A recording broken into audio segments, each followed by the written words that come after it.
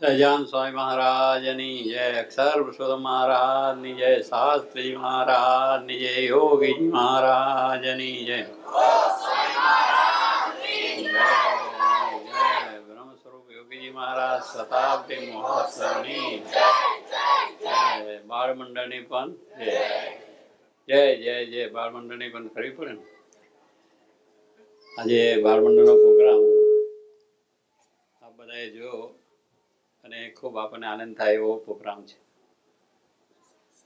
બાળકોએ આ સુંદર દાખલો કર્યો છે અને દરેક જે આપણે એમને કાર્યક્રમ આપ્યો એમાં દરેકે દરેક વસ્તુ પર ખૂબ એમને કાબુ રાખીને કાર્ય કર્યું છે, વ્યવસ્થિત પણ કર્યું છે. પહેલાં આપતો તો કીર્તન ને ભજન ને પ્રાર્થનાથી આપણો પ્રોગ્રામ શરૂ કર્યો બાળકોએ. પણ એ કીર્તન ભજન ને પ્રાર્થના એની અંદર પણ એમને જે ગાવાની ઢબ, બોલવાની ઢબ ને જે વ્યવસ્થિત રીતે એક સાથે બધા છોકરાઓનો એક સાથે રાગ ઢાળ નીકળે એ પણ બહુ મોટી વાત છે. એટલે એ પણ આપણને બહુ આનંદદાયક વસ્તુ થઈ. ત્યાર પછી આપણે પાછા અસલ આપણી વૈદિક સંસ્કૃતિમાં ગયા. એટલે ત્યાં પહેલાં જે ઋષિ આશ્રમમાં જે બાળકોને કેવી રીતે ભણાવતા સંસ્કૃતની અંદર એને પાઠ આપતા અને એને જે બધી સંસ્કાર મળતા એ રીતે જલકમલ આયા, જલકમલ. એટલે એને પણ આપણે સંસ્કૃતની અંદર શ્લોકો બોલી અને ગીતાની આખો વાત કરી દીધી. આ શ્લોક તો 5-7 બોલ્યો છે પણ ગીતાનો આખો સાર આવી ગયો ને આખી ગીતા આવી ગઈ એની અંદર. પણ એના બોલવાના સ્પષ્ટ ઉચ્ચાર સંસ્કૃતની અંદર એ આપણે મોટાઓને પણ બોલતા ના આવડે. જનો જાણા ઈદા કરવા જઈએ પણ આપણે ઈદમને ફિદમ થઈ જાય. પણ છોકરો બહુ સ્પષ્ટ, કારણ કે અહીંયા સ્કૂલમાં ભણે છે એટલે એના ઉચ્ચાર બહુ સારા હતા કે ગીતાના બધા શ્લોક બહુ વ્યવસ્થિત ને સુંદર રીતે ઉચ્ચારણ સાથે બોલ્યો.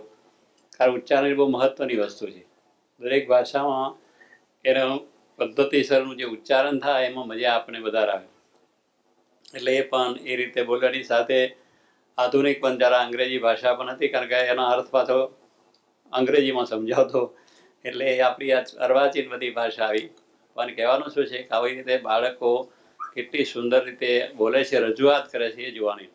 ને કંઈ આ સ્ટેજ ઉપર આવે ને બોલવું હોય ને તો પગ આગા પાછા થાય, ઉચ્ચારણ આગું પાછું થઈ જાય. પણ છોકરો એકદમ વ્યવસ્થિત બોલતો કે શ્લોકે અંદર ને સાથે સાથે એ પણ બોલે. એટલે એ રીતે પણ થયું. સાત પછી તો આપણે પાછા આપણી કથા અને પ્રવચનમાં આવી ગયા. એમાં પણ છોકરાઓએ બહુ સરસ રીતે બે ભક્તચિંતામણીનું પ્રકરણ વાંચ્યું.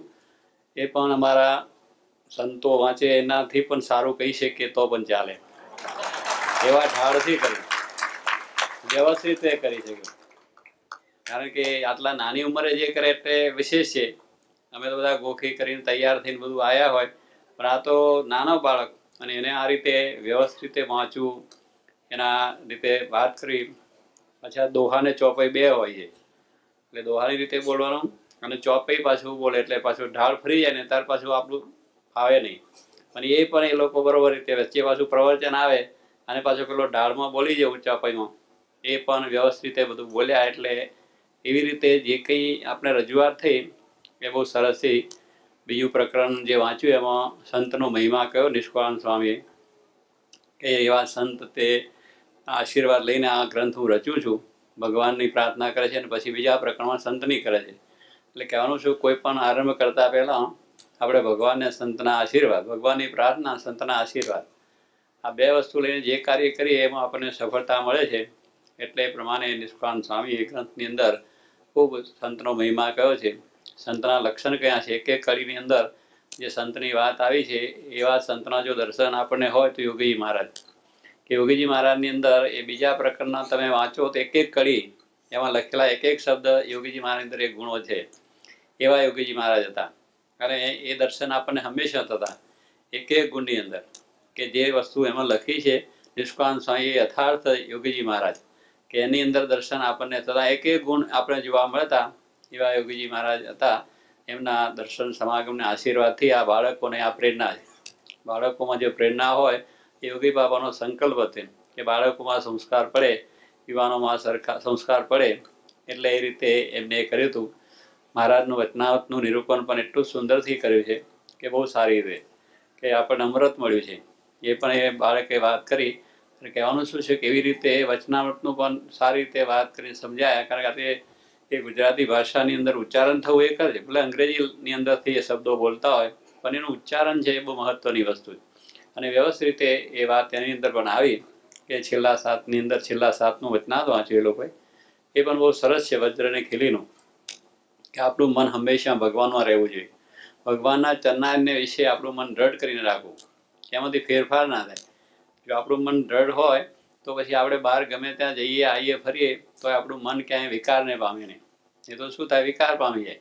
પણ કહ્યું છે દ્રઢ રાખવું. દ્રઢ એટલે કોઈ દિવસ ફેરફાર થાય નહીં. પૃથ્વીની વજ્રની એટલે આ લોખંડની પૃથ્વી ને એની વજ્રની ખીલી લોખંડની, એ બે આમ જળબે સલાક થઈ ગયું, કોઈ નફું પડી શકે નહીં ગમે તે થાય તો પણ. એવી રીતે આપણું મન છે એ પણ ભગવાનના ચરણારવિંદ સિવાય બીજે કંઈ જાય નહીં. એટલે વિષય તરફ ના જાય, વ્યસનો તરફ ન જાય, દુનિયાના માયાવી વસ્તુ તરફ ન જાય, ભગવાનની અંદર જ આપણું મન રહે. એટલે હાલીએ ચાલીએ ગમે ત્યાં જઈએ તો પણ ભગવાનની આપણે આજ્ઞા છે, આદેશો એ આપણી નજર સમક્ષ રહે. એટલા માટે એ વચનામૃતની અંદર પણ કહ્યું. અને ભગવાનને સંત સદા સુખદાયક છે. એ વચનામૃતમાં પ્રથમ મારે કહ્યું કે અમારો સિદ્ધાંત છે સમજાવીએ. એટલે મહારાજે પોતાનો સિદ્ધાંત સમજાવ્યો કે સિદ્ધાંત શું છે, કે આ જગત જેને કલ્યાણી છું એને ભગવાન કે સંત એથી કોઈ વસ્તુ સુખદાયક નથી. આ વસ્તુ મહારાજે મૂકી, સિદ્ધાંતની વાત. સિદ્ધાંત એટલે પોતે કહું ભાઈ મારી ખરેખર વાત તને કરું છું, તને સમજાય ના પણ મારી ખરી વાત છે, અંતરની વાત છે, તને કહું છું. એમ જેમ આપણે બહુ દ્રઢતાપૂર્વક કહીએ એમ શ્રીજી મહારાજ પણ આ વચનાત્મા કહે છે આ અમારો સિદ્ધાંત છે. એ સિદ્ધાંત શું છે, કે ભગવાન ને ભગવાનના સંત જગતનો સુખદાયક છે, એથી બીજું કોઈ સુખદાયક નથી. અને જેને કલ્યાણી છું, હવે કલ્યાણ માટે જેને એટલે બધાએ દુનિયાના તમામ માણસો આવી જાય કે જેને કલ્યાણી શું છે એને આ વાત દ્રઢ કરવાની છે. ભગવાન ને ભગવાનના સંત એથી કોઈ ઉપરાંત જગતમાં સુખદાયક વસ્તુ નથી. જો આટલું આપણને સમજાય તો પછી બીજી વસ્તુની અંદર મોહ મમતા ના રહે. દેહ વ્યવહાર થાય પણ આપણા કલ્યાણ માટે આ બે વસ્તુ છે. તો બે વસ્તુ કેમ કરીને રાજી થાય અને એને માટે આપણે હંમેશા આપણું મન દ્રઢ રહે એની અંદર, એ વાત આપણને સમજાવે છે. તો આ બધી સિદ્ધાંતિક વસ્તુ છે. અને એ રીતે જો આપણે સમજીએ તો કેટલું સુંદર થઈ જાય. એટલે એ પ્રમાણે સંતોએ, ભક્તોએ અને બાળકોએ બહુ સુંદર રીતે બધી કથા પણ કરી. અને સરસ રીતે એમના પાછા તૈયાર થઈને જાય એટલે આપણે હાર પહેરાવવો જ ના પડે, કે પૂજન કરવું ના પડે. બધું તિલક ચાંદલો કરીને હાર પહેરીને જાય હતા. એટલે સીધી કથા શરૂ થઈ ગઈ. અને બે છોકરાઓએ બહુ સારી રીતે કથાઓ બાળકોએ કરી. ત્યારે કહેવાનું શું કે બાળકોની અંદર જો આટલા આપણે સંસ્કાર જોઈને આપણને આનંદ થાય છે. અને બહુ સરસ રીતે કર્યું. પછી પણ અંગ્રેજીમાં પ્રવચન ભાઈ આપ્યું અને સુંદર રીતે વાત એને પણ કરી બધી અંગ્રેજીની સ્પીડ. એટલે એમાં એ અંગ્રેજી જે બોલતો હતો ભાષા, આઈ નો અંગ્રેજી હું જાણતો, પણ અંગ્રેજીમાં શું બોલવું આઈ ડોન્ટ નો.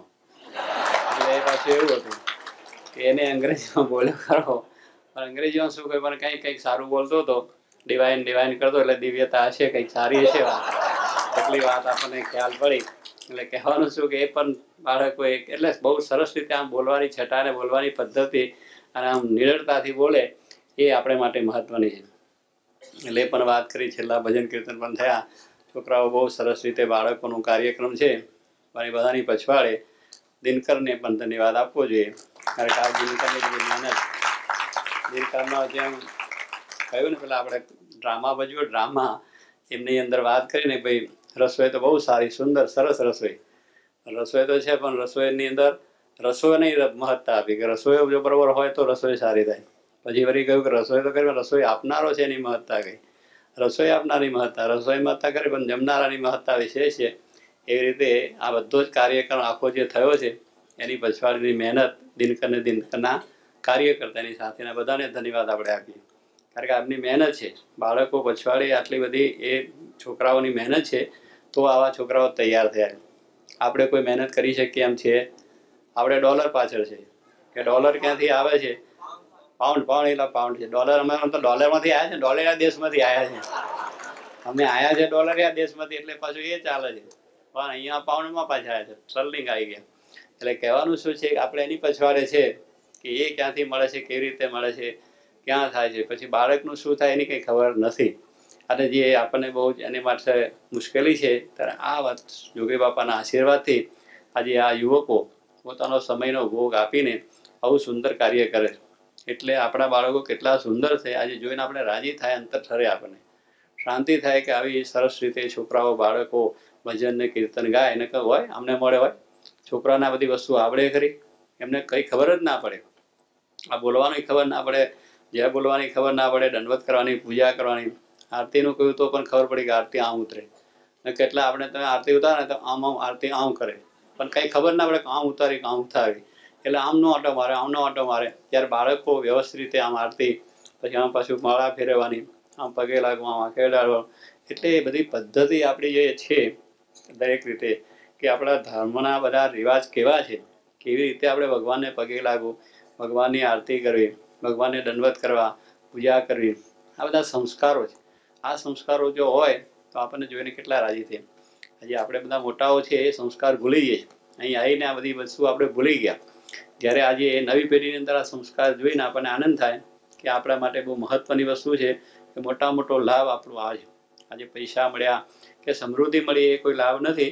લાભ આ છે કે આવા એક યુવાન, આવો એક વર્ગ તૈયાર થાય, આવો એક સંસ્કારી વર્ગ તૈયાર થાય, આવો એક સમાજ સુંદર થાય કે જેનાથી શાંતિ થાય. શ્રીજીમાં અને સંતો 500 આવીને જગતમાં એમને એ કાર્ય કર્યું કે એક એવો સમાજ સુંદર તૈયાર કર્યો, ચારિત્રવાન અને સદાચારી, પવિત્ર, નિર્વ્યસની અને ભક્તિમય ધર્મમય જેનું જીવન છે એવો સમાજ એક તૈયાર કર્યો.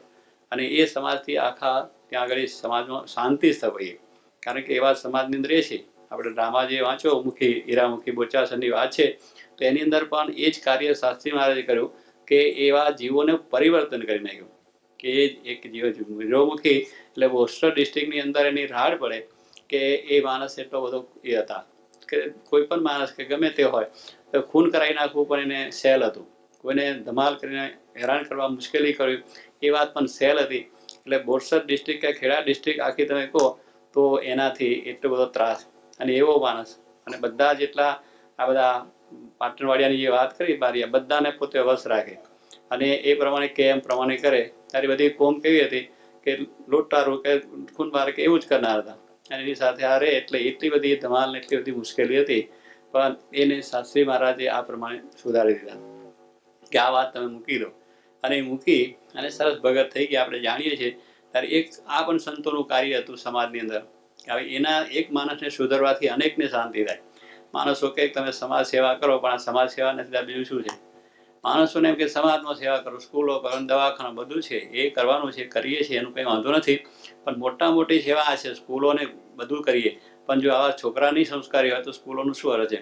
એમાંથી શિક્ષણ લઈને જે કંઈ સારું મેળવવાનું છે એ જો આવા સંસ્કાર છોકરાને ના હોય તો આપણું કોઈ અર્થ, સમાજમાં કોઈ શાંતિ નથી. ત્યારે એ મહત્વની વસ્તુ છે. એ મહત્વની વસ્તુ ઉપર ભગવાન શ્રીજીમાં અને સંતોએ ધ્યાન આપ્યું. ને આપણા જે ધર્મગુરુઓ સંતો થયા એમનું મુખ્ય કાર્ય એ છે કે જીવોનું પરિવર્તન કરવું, જીવોની અંદર સંસ્કાર આપવા, જીવોની અંદર જે આસુરી વૃત્તિ છે દૂર કરીને દૈવી વૃત્તિ આપી. એ સંતોનું હંમેશા કાર્ય છે.